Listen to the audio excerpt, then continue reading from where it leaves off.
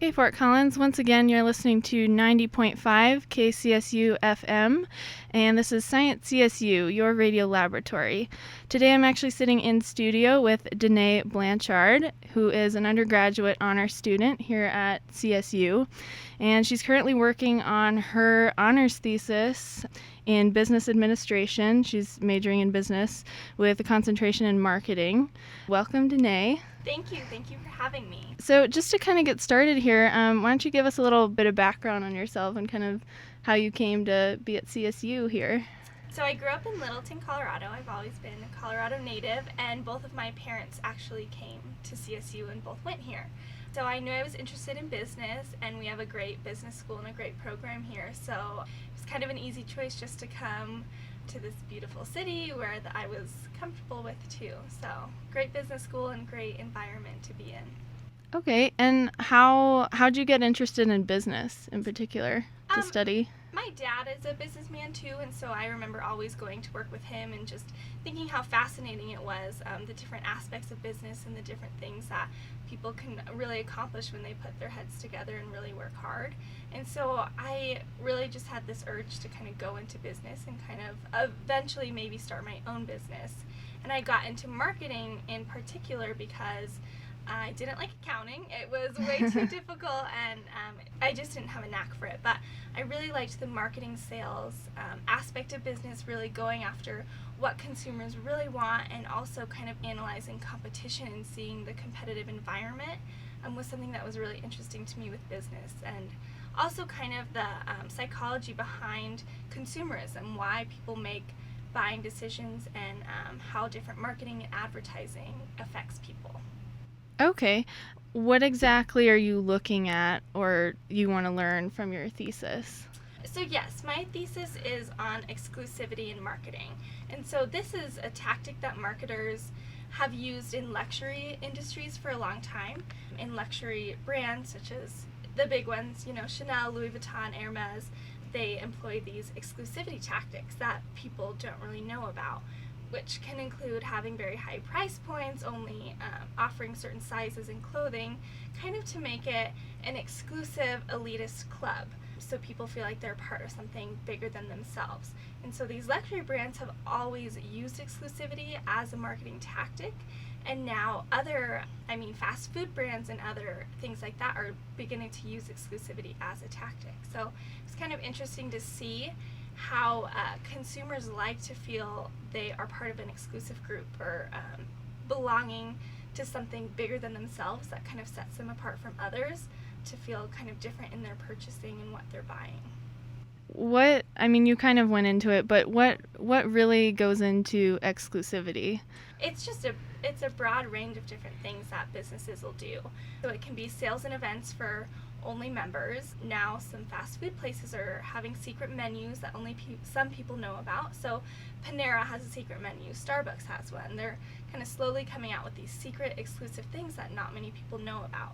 So it's anything as simple as that to something, I guess, more complex, where it's a high price point, where purses are thousands of dollars that people that are not in kind of the upper class can purchase, and also through sizing limitations in apparel industries. So whether that's just plus sizes for certain consumers, or if it's really small sizes, they're kind of limiting their target market that they go after, and kind of limiting who can buy their product, which makes it an exclusive deal or an exclusive product for consumers.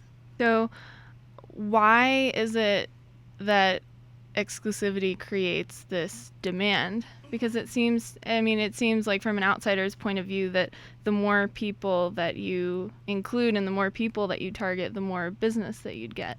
Yeah. Well, and that's a very good point. Thank you for asking that. That's a good question.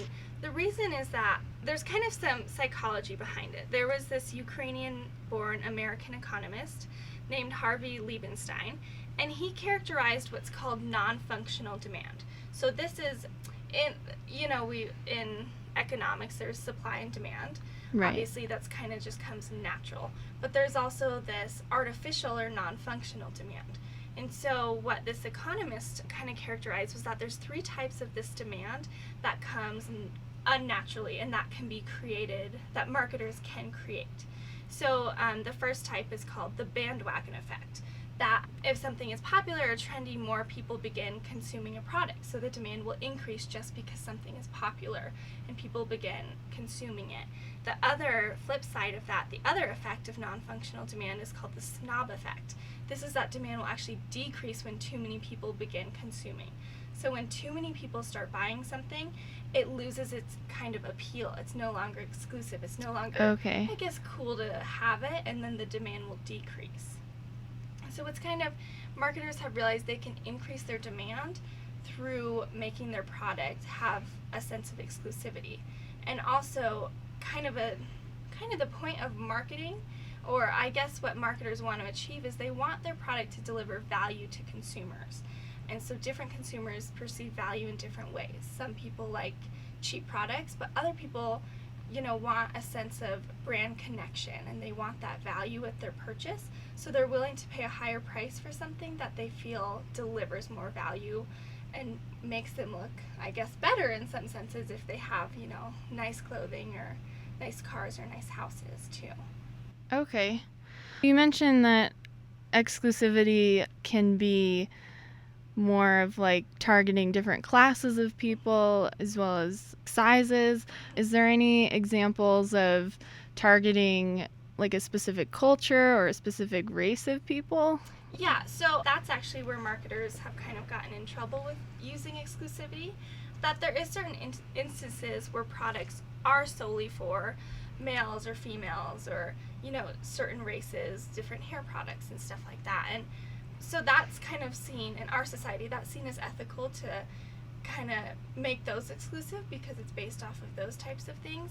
But when, common brands that really could be for everyone are kind of excluding certain genders or certain races, that's when people feel excluded, and that's when the backlash kind of begins. So yeah, I kind of discussed in my thesis, one example of this is the Barney's department store. It's like a very high-class, known department store, started in New York City and kind of spread out. Their target market is a very affluent, high-class person. They have like very nice stores, they have high service, they want to offer high value to their customers. And so they're targeting this affluent market, but recently they've come under fire in fall of 2013 for discriminatory practices against different races. Different people that were going in that were accused of shoplifting felt that they were judged based off of their race. And so this is where kind of the unethical side of exclusivity comes into it, that if marketers or businesses are excluding people based off of what's called the uncontrollables of the demographic, their, possibly their size, their gender, their race, their sexuality, that's when it's seen as unethical, and that's when people really feel offended when companies do that. Right. And I read your thesis summary and abstract. You mentioned Abercrombie and Fitch and the controversy that was surrounding them. Could you go into that story and that controversy just for our listeners who may not be educated on that? Yes, definitely. So Abercrombie and Fitch is a very well-known apparel brand for especially teenagers and college kids, high schoolers, junior hires. And this company basically came out of nowhere. They were making no money. They were really not doing well. They thought they were going to go bankrupt. And so when they got bought out by Limited, they hired a new CEO named Michael Jeffries. And what Michael Jeffries did is he decided that they needed a clear, distinct target market to go after. And he decided that they were going to go after this target market wholeheartedly. So what this target market was the cool, beautiful, popular, thin person. And so they went after this target market with wholeheartedly all of their resources, and they became a multi-billion-dollar company. They had 52 quarters of increased earnings, which is an amazing record in any industry, and especially the apparel merchandising industry. And so they really made a lot of money going after this target market and became very successful. So where the controversy really is around the company is back in 2006, the CEO, Michael Jeffries, gave an interview where he kind of stated what his target market was. And he said, we want to go after the cool, good-looking people. We don't go after anyone other than that. And he basically said, some people think we're exclusionary that's right, we are, and we're okay with that. So he made these comments back in 2006, and recently in spring of 2013, the comments were actually noticed. They really went for 7 years unnoticed. And so these comments came out in 2013, and people were really offended by what he had said in his interview, and then consumers started looking into the company more. And so the main problem with Abercrombie & Fitch is that they don't offer sizes extra large or extra extra large for women, and they don't have a pant size over 10. And the average, it depends on what source you go to, but the average American woman is a size 12 to 14. Right. And so people were feeling very offended that he wasn't even targeting, I guess, the average woman. person. Yeah, so, Okay. and people were saying it was sexist because he also has these larger sizes for men. So I think people are definitely offended that he didn't have a broader range of sizes and that they were feeling excluded from the target market, but I think more of the controversy centered around his comments, that saying that he could define beauty through being thin, or that he set these beauty standards that people didn't think were very ethical, and they thought it was mean. People were seeing him as a mean person, and then also starting to see the company as a mean company. So I think a lot of the controversy really goes back to the comments and how he presented their target market, if that makes sense. Right. Mm-hmm. No, yeah. So are there any like regulations currently in place for these unethical practices where, companies start to discriminate on sex or race or anything like that? Not necessarily. As long as companies are within, I guess, the laws with like how their products are made and paying their employees minimum wage, and kind of within the laws that the government sets in place, they feel that they can kind of do whatever they want on an ethical basis, and so the laws are kind of the minimum. That's okay. There's not really something that tells companies you can't only have this size or you can't only target this person, because as long as they're paying their taxes and they're paying for wages and stuff like that, they have the ability to go after whoever they want. They can create their target market and go after this.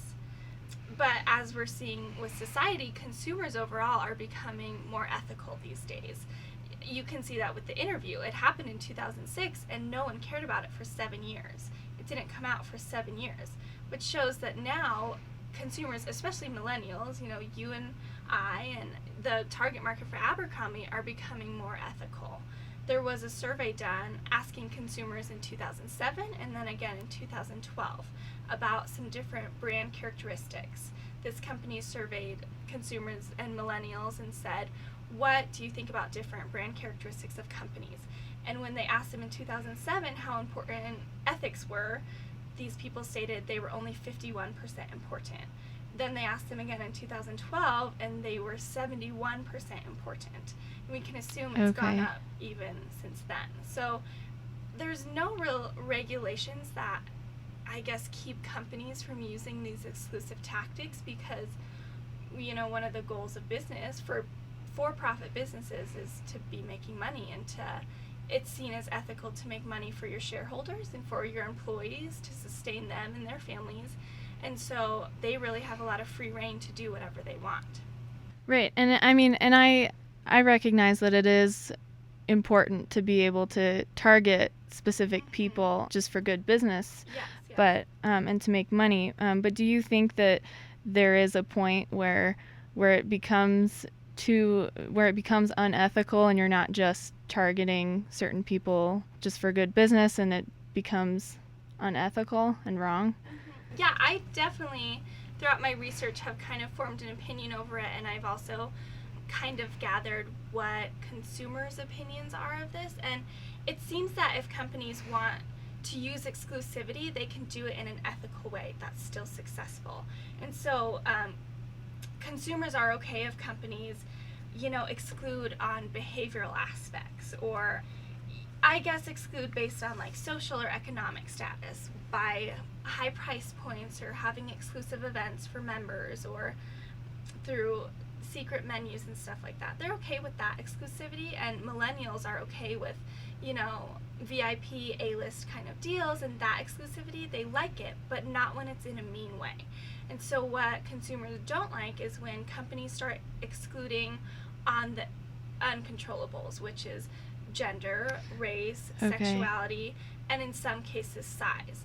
The size issue is hard because a lot of people say, well, you can control that, or that's kind of a touchy subject. I think people haven't really formed a definite opinion on that, because I think, for example, Lululemon, the athletic wear company, got in trouble for only having sizes 13 and below, but their argument was that they're an athletic wear company. They want to make these clothing for people who are serious athletes and going after, working out and really caring about their health. So the size thing is kind of definitely controversial, but consumers definitely do not like companies that exclude based off of these uncontrollables: gender, sexuality, race.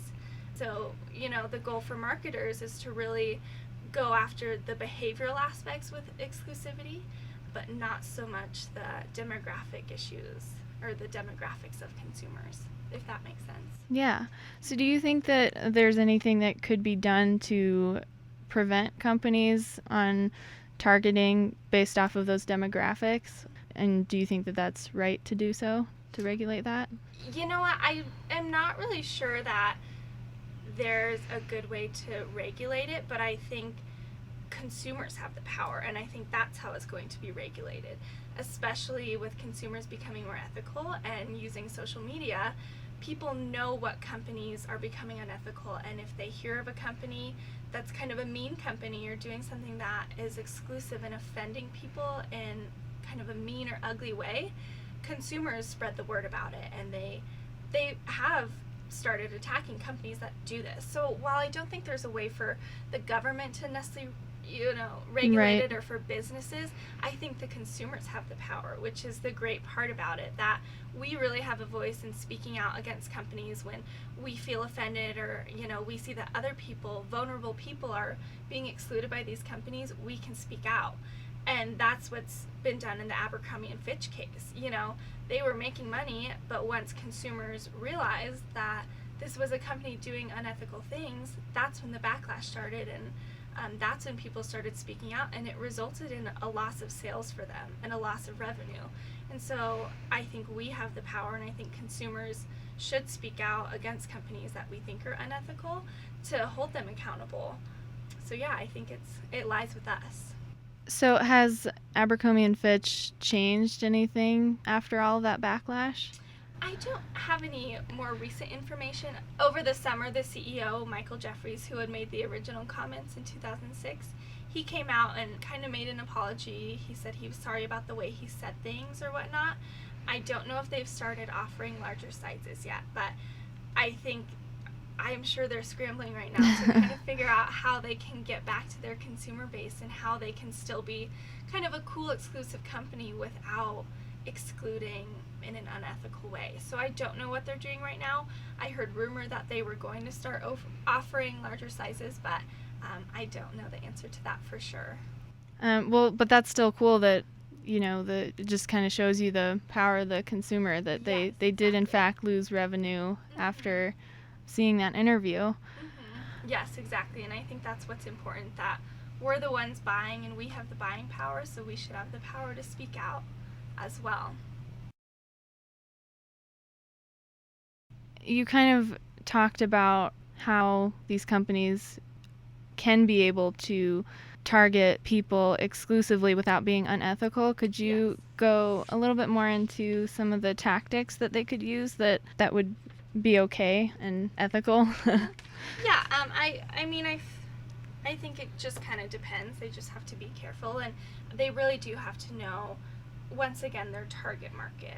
The reason Abercrombie and Fitch got in trouble was because their target market, although they might have been the thin, popular, pretty people that they wanted, even they were realizing that this was unethical and that this was a bad practice. So you definitely have to look at your target market and see what they want. But I think how marketers can do it, I think there's a great example of that Louis Vuitton did back in 2003, so a while ago, but they're a very, expensive luxury brand, and they did this collaboration with a Japanese designer to make these Louis Vuitton Murakami bags. And they made them, it was kind of a limited edition bag. They only made a certain amount of them, and they marketed it as this, once in a lifetime collaboration. And so these bags, since there was only a limited amount made, they sold out immediately. And so they had a very high demand for these bags because it was such a once in a lifetime thing. So I think that's a good strategy for marketers to look at and to try to do that.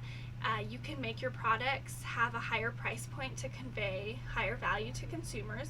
You can limit the product amounts that you kind of create and say, these are only available, we only have a short amount. You could do things like that. You can create membership programs and reward your best customers through giving them discounts and having them come to special parties and stuff like that. So you can do all of that. I think the sizing thing is still hard. I think a lot of athletic companies could get away with having smaller sizes for their consumers and kind of making that an exclusive thing, but even that is just kind of a hard thing for marketers to do.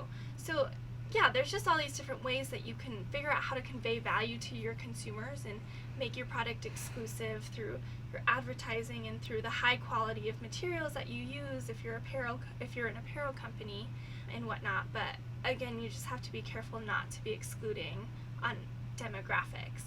I think also department stores such as Barney's, I think it's great that they have luxurious interiors and they have men in suits that open the doors for people when they come in, and they have high level of sales service, but they just have to and that's great, that's what people want, and that's how people like exclusivity, that's how they like being set apart.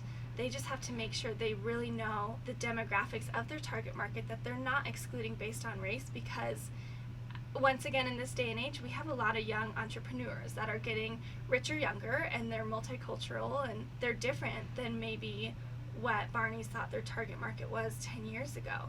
So they just really need to evaluate to be looking for these affluent people and make sure they're serving them and creating value for these customers, but not excluding based off of if their race is different than they expect. Does that kind of answer your question? Yes. A few things marketers can do.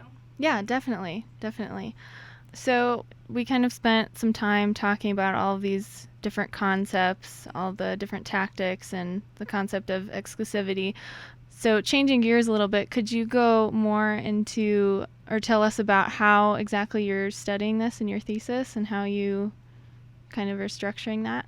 Yeah, so I originally had written a case study on Abercrombie & Fitch, just kind of doing some background on the company and kind of presenting.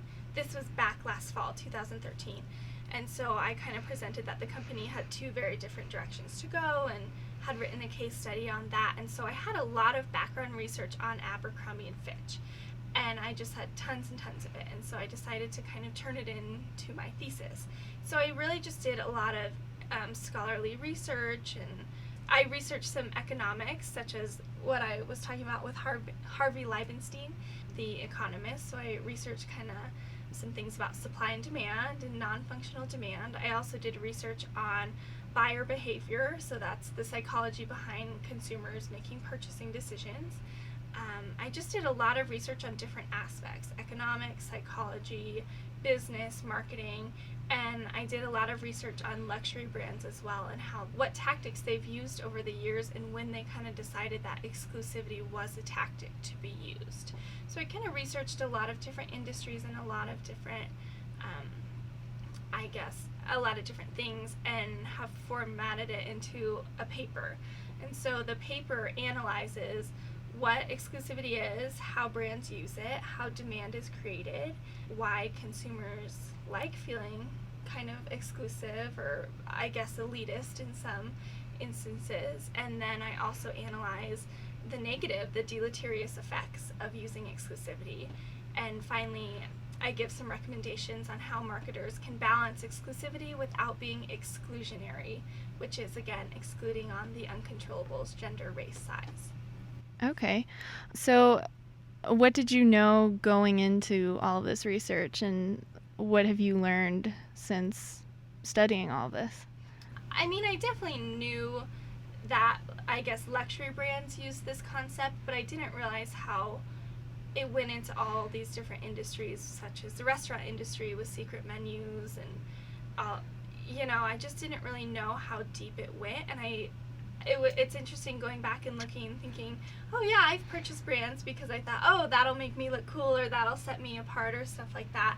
So it was just really interesting to see that marketers use this in all different industries, even in industries that you wouldn't think it would be used in, like fast food. Right. So everyone can access it. It's not a hard thing to do. They really have a very broad target market for the food industry, but even they've found ways to use exclusivity.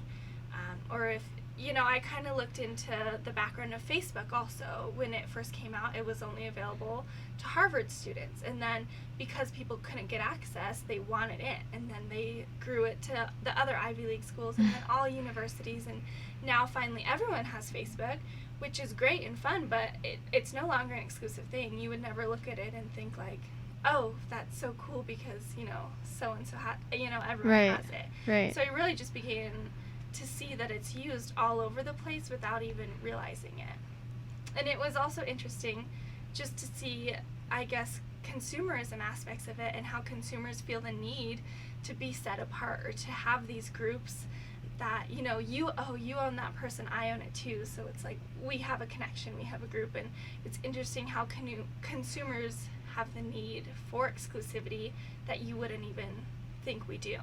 Right. That's really surprising. I never had thought of fast food or even Facebook using things like that. That's really interesting. Was there anything that really jumped out at you and surprised you during all of your research?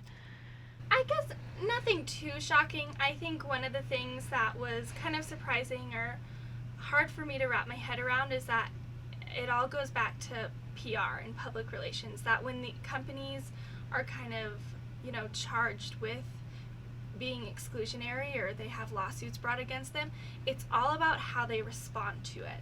And if they respond quickly, and if they apologize, and if they say, we're moving forward, we apologize for who we've hurt, and kind of move on, they can, prevent having a loss of sales and a loss in revenue. And but the companies that sit back and just cross their arms and say, nope, this is who we are, it's whatever, those are the companies, I guess, that the companies that don't adapt and change to the changing ethical ways of our world are the companies that really see the negative effects. And so it's all about how business and marketers react to, negative press and lawsuits and stuff like that. And if you don't react in the right way or the correct way, your company can really go down pretty quickly.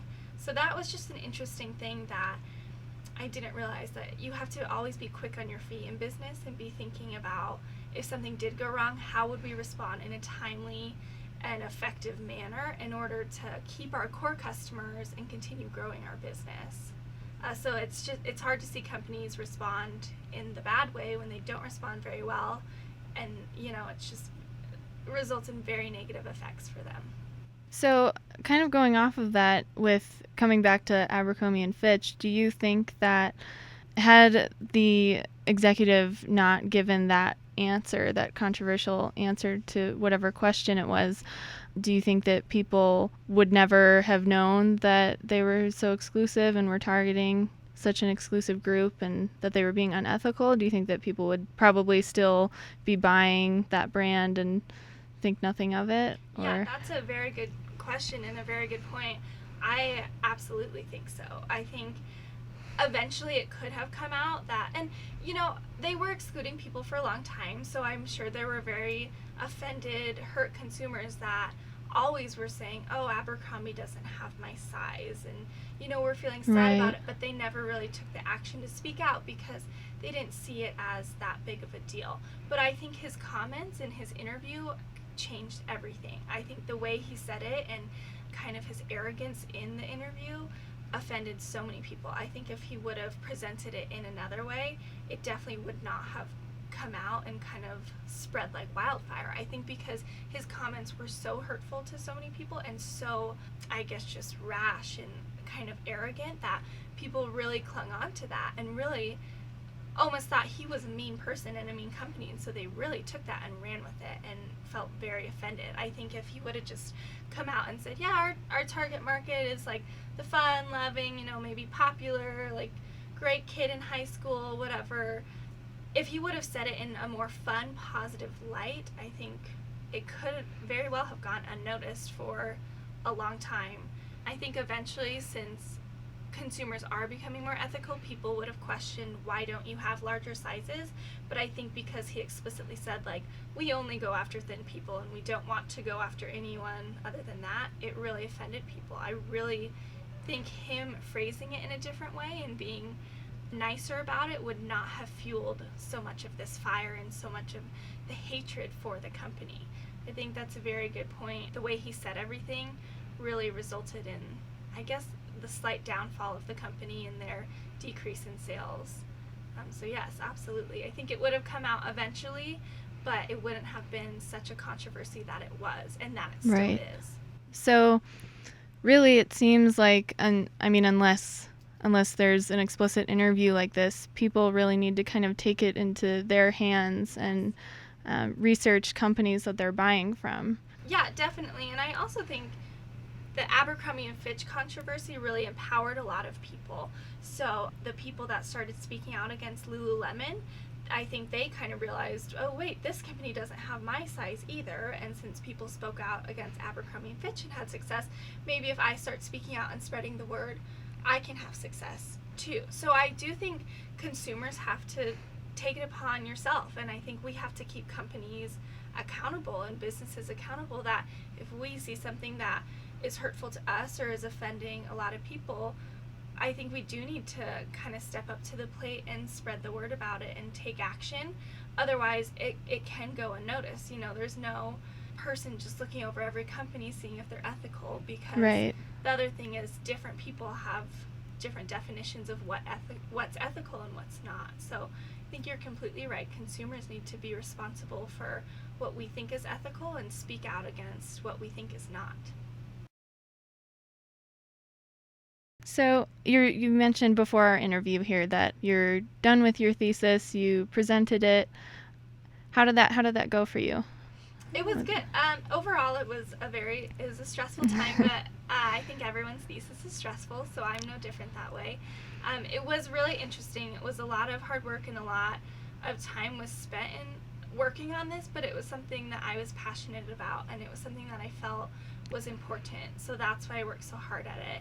And it was exhausting, and I'm so happy it's over, and I'm kind of happy at what it started as well. So I presented my thesis a few days ago, and the professors in the room really started a whole discussion about it, and were kind of wanted to dive deeper with it. And now 2 of the professors in the business school are looking into kind of doing a whole research paper on the subject and going even deeper down into it. So I thought that was really cool, that it kind of fueled interest in other people to research this as well. So it was a lot of work, but it was definitely worth it, and I'm happy it's over. So was that kind of the outcome that you hoped for, that you wanted? Do you want people to look deeper into this? Yeah, I think so. I mean, it wasn't a goal for me that this needs to, blow up into something bigger than it needs to be. I think it was a passion for me, so that's why I wanted to write about it. Right. But I do think it's an interesting topic to analyze, because, businesses have to make money, and they have to go after a target market, and at least for-profit businesses do. And so, they have to figure out a way that they can make this money and how they can make consumers happy and their target market happy, but they can't be doing it in these unethical ways, because we've seen really negative effects. So I really just wanted to kind of point out both sides of it. I didn't want to just say business is terrible when they're using exclusivity because it's unethical, and I didn't want to say businesses can do whatever they want to make money. I kind of wanted to show both sides of it and kind of advocate for both sides at the same time, and try to be as unbiased in certain circumstances that I could be, just to present that this is the way it is. Businesses have to make money, but they can do it in ethical ways, and they should do it in ethical ways. So that's really what I was going for with this, and I'm glad that people have taken an interest in it to want to research it further. Definitely. And I think it's also good to note that it's not really so black and white. Yeah, absolutely. There's a lot of gray area in between, and I think that it's cool that you kind of showed both sides of it. Yeah, thank you. It's very true. People define ethics very differently, and so it's hard to you can't make everyone happy all the time, but I think companies should try to be as ethical as they can. Well, kind of drawing to a close here, what are your future goals? What would you like to do with your degree and everything? Eventually, I want to go back to grad school and kind of continue some more research in marketing and quite possibly this topic. At the moment, I'm just focusing on graduating. That seems like enough for right now. Yeah, that seems like enough of a focus. But yeah, I definitely want to focus on this topic long term and kind of take what I've learned into the marketing position that I take after I graduate, just to kind of give whoever I'm working for, or if I end up starting my own company, just kind of a moral compass for what we can do and how to do it in an ethical way. So I just want to use what I've learned to really be a successful marketer and also an ethical marketer as well. Yeah, so you mentioned that earlier, that in the beginning of our interview, I believe, that you were thinking of possibly starting your own business and, in your career. Do you have any ideas right now of what that business would be or what it would kind of look like? It's definitely a long ways away, but I would love to start a company one day. I need to figure out what that is. For sure. I'm definitely passionate about marketing and also media, so possibly a media communications company or something like that. I also have an end goal with my sister to start a restaurant one day too. So hopefully I can use the business knowledge that I've gained from CSU to help with that venture. And eventually my sister and I also want to start a nonprofit. So there's a lot of goals, there's a lot of things I'm wanting to do with my future. I just need to kind of define them and figure out what order they go in. So a lot of big dreams, just to figure out how to make them reality. No, that's very cool. Well, thank you so much for stepping in and letting us interview you today. Yes, thank you for having me. It was very interesting. So for those of you who are listening, you can catch us every Sunday from 4 to 5 p.m. on KCSU FM. Once again, that's 90.5 FM, KCSU. If you would like to listen remotely, you can also listen at kcsufm.com. And once again, this is Science CSU, your radio laboratory.